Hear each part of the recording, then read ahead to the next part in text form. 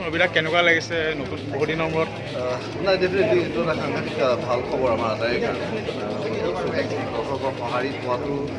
এখন হল চলি থকাটো আমাৰ ইণ্ডাষ্ট্ৰিটো চলি থকাটো এইবিলাক আটাইবোৰ কৰিলেটেড ইণ্টাৰৰিলেটেড বস্তু আমাৰ কাৰণে বিৰাট সহায় কৰিছে ছবি